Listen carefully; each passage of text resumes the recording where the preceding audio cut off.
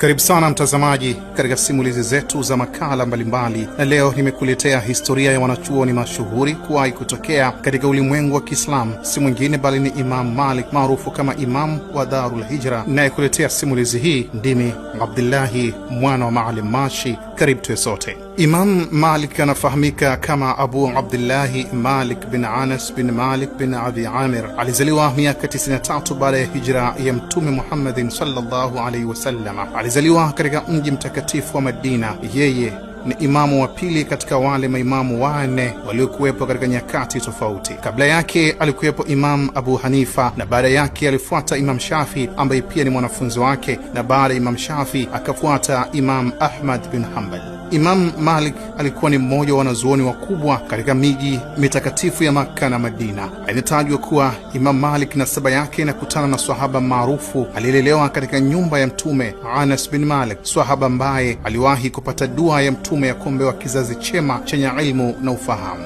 Baadhi ya wanawachuoni wanatazama pia hata ufahamu mkubwa aliowahi kuwa nao Imam Malik katika elimu ya dini, yamkini ikawa ni katika majibu ya dua ya Mtume Muhammadin sallallahu alayhi wasallam. Ni yeye Imam Malik ndiye aliyenasibishwa na madhhabu ya Malik. Madhhabu yake yameenea sana katika nchi za Afrika Kaskazini, hasa katika nchi za Morocco, Misri, Algeria, Tunisia na Libya, lakini pia katika nchi za Afrika Magharibi. Wengi wanafuata madhhabu yake. Babu yake wa pili Imam Malik anayeitwa Abi Amir, inatajwa alikuwa ni katika watu walioishi kipindi kimoja na maswahaba, na zipo kauli pia zikisema alishuhudia vita vingi vilivyopiganwa baina ya Waislamu na wasiokuwa Waislamu. Ukisemwa pia ni yeye ndiye aliyebeba jeneza la swahaba mkubwa na khalifa watatu Uthman bin Affan wakati anapelekwa kuzikwa. Imam Malik alikuwa mmoja wa wanazuoni wanaoheshimika sana wa fiqh ya Kiislamu. Alibobea katika elimu ya hadithi akiwa na umri wa miaka 17 tu. Katika wakati wake inaelezwa ilikuwa ni ngumu sana kwa shekhe yoyote kupata nafasi ya kupewa dhima ya kutoa fatwa katika miji mitakatifu ya Makka na Madina, lakini yeye aliweza kupata nafasi hiyo. Inasemwa ni baada ya wanachuoni wapatao 70 kuthibitisha kustahiki kwake lengo hilo. Imam Malik alikusanya hadithi zaidi ya 100 zilizoandikwa kwa mkono wake. Wengi wanamhusisha Imam Malik kuwaona maswahaba, lakini ukweli ni kwamba hajawahi kukutana na maswahaba. Yeye alikuwepo katika kipindi cha tabi'in, yani aliweza kuadhiriki kuwaona wanafunzi wa mwisho wa maswahaba, kwa maana tabi'in. Imam Malik alitajika sana kwa kuwa na uwezo mkubwa wa kukariri hadithi nyingi kwa muda mfupi, na alikuwa na juhudi kubwa sana katika kujifunza elimu yake ya dini. Alijulikana kwa subira yake, akili yake, ufakhari wake, utu wake na tabia njema, katika hali ambayo wanazuoni wengi wakati wake walimsifu.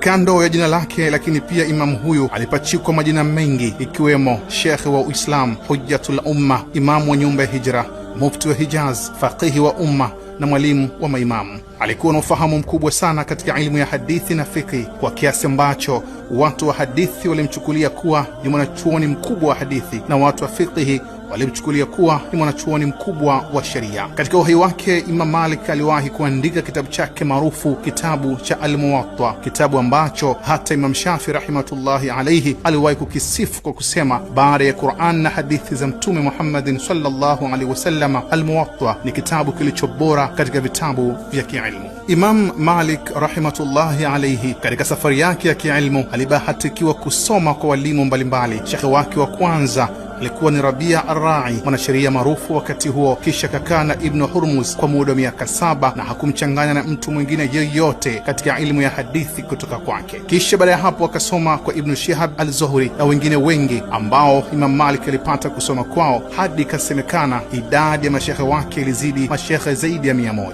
Imam Malik rahimatullahi alayhi katika maisha yake kawaida alioa mke mmoja tu, na alikuwa na watoto 3 wa kiume na wa kike mmoja, lakini hakuna hata mmoja katika watoto wake wa kiume aliyekuja katika uwanja wa ilmu isipokuwa binti yake aitwaye Fatima binti Malik, akawa mwanachuoni. Katika miaka yake ya mwisho ya uhai wake Imam Malik alipendelea sana kuwa peke yake. Hakuwahi hata kuhudhuria jamaa katika swala ya Ijumaa, na alikuwa akisema kwamba si kila mtu anaweza kujieleza waziwazi. Kwa mujibu wa taarifa nyingine, Imam Malik alieleza kwamba alikuwa na shida katika kibofu cha mkojo, hivyo aliona ni utovu wa heshima kutembelea Masjidi Nabawi. Aliendelea kusema kwamba hakutaka kusema ugonjwa wake, kwani alihofia ingefananishwa na kulalamika yale ambayo Mwenyezi Mungu amemruzuku nayo. Kwa hivyo Imam Malik alibaki mgonjwa kwa muda wa siku 22. Ilipofika siku ya tarehe 14 katika mwezi wa Rabiul Awwal mwaka wa 179 Hijria, akiwa katika eneo la Baqi huko Madina, Imam Malik alitoa